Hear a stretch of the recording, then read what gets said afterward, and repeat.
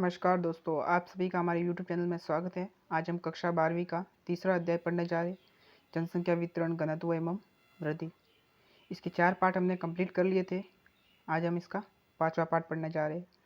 दोस्तों, अगर आपको इस अध्याय के PDF नोट्स प्राप्त करने हैं तो नीचे डिस्क्रिप्शन में इसकी लिंक दे रखी है, वहाँ जाकर इसके PDF नोट्स प्राप्त कर सकते हैं। तो चलो शुरुआत करते हैं। जनांगीय संक्रमण सिद्धांत। इस सिद्धांत का उपयोग किसी भी क्षेत्र की जनसंख्या के वर्णन एवं भावी जनसंख्या के पूर्वानुमान के लिए किया जाता है।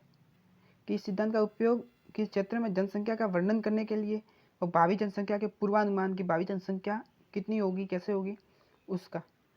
यह सिद्धांत हमें बताता है कि जैसे ही किसी समाज ग्रामीण, खेतीहर, अशिक्षित अवस्था से उन्नति करते हुए साक्षर, नगरीय और औद्योगिक अवस्था की ओर बढ़ता है, तो किसी प्रदेश की जनसंख्या उच्च जन्म दर और उच्च मृत्यु दर से निम्न जन्म दर व निम्न मृत्यु दर में परिवर्तित होने लगती है। जिस प्रकार जनसंख्या उच्च जन्म दर से उच्च मृत्यु दर से निम्न जन्म दर निम्न मृत्यु दर में परिवर्तित होने लगती है, यही जनांगीय संक्रमण सिद्धांत है।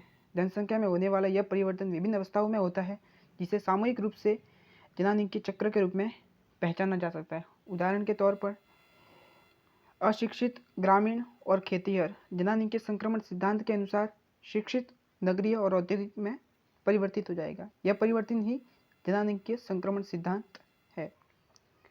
संसार में जनसंख्या की वृद्धि के इतिहास पर अध्ययन करने से हमें जनसंख्या की वृद्धि की विभिन्न अवस्थाएं देखने को मिलती है। कि संसार में जनसंख्या की वृद्धि के इतिहास पर हम अध्ययन करते हैं तो जनसंख्या की वृद्धि की विभिन्न अवस्थाएं देखने को मिलती है। संयुक्त राष्ट्र संघ ने भी जनसंख्या वृद्धि की विभिन्न अवस्थाओं पर अपने विचार प्रकट किए और उन्होंने 5 अवस्थाएं बताई है। पहली अवस्था है उच्च जन्म दर व उच्च मृत्यु दर।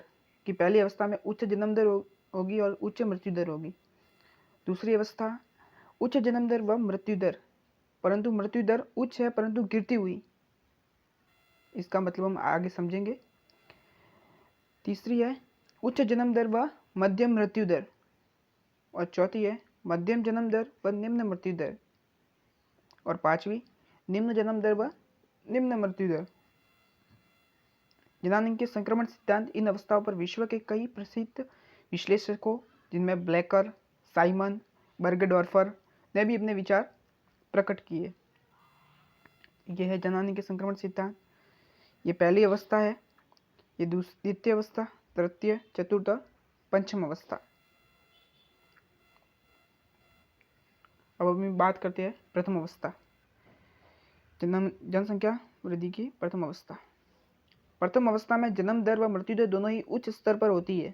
कि जन्म दर भी उच्च होती है और मृत्यु दर भी उच्च होती है। इसलिए इन क्षेत्रों में जनसंख्या की वृद्धि बहुत मंद होती है।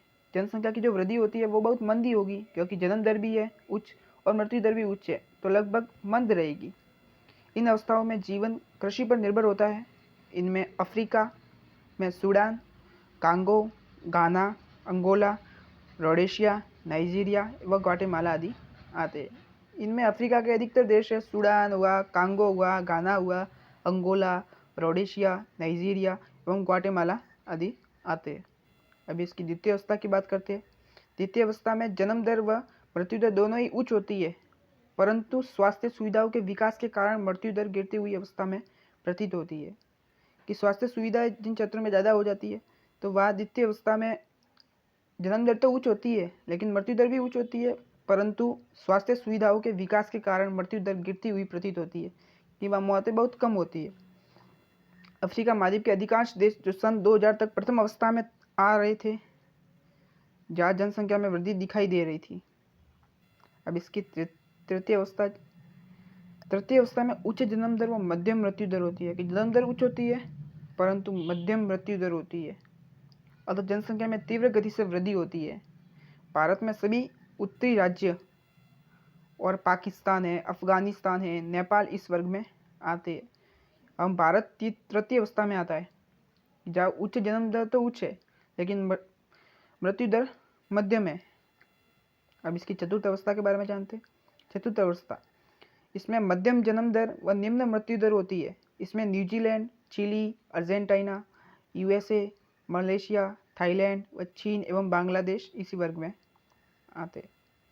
पांचवा, पंचम अवस्था में निम्न जन्म दर व निम्न मृत्यु दर होती है कि ना तो जन्म दर उच्च होती है ना ही मृत्यु दर उच्च होती है, दोनों ही निम्न होती है। ऐसी अवस्था में जनसंख्या के घट जाने का भय होता है। पश्चिमी यूरोप के सभी देश और जापान इस अवस्था में आ चुके हैं। इस अवस्था में आने पर मानव शक्ति दुर्बल हो जाती है।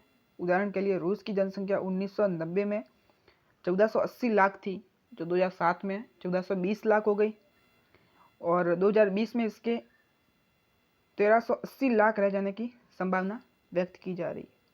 Thank you for watching video. अगर ये वीडियो आपको अच्छा लगा तो लाइक कीजिए, शेयर कीजिए, कमेंट कीजिए और अभी तक आपने इसे सब्सक्राइब नहीं किया है तो प्लीज़ सब्सक्राइब कीजिए और click a bell icon. Thank you.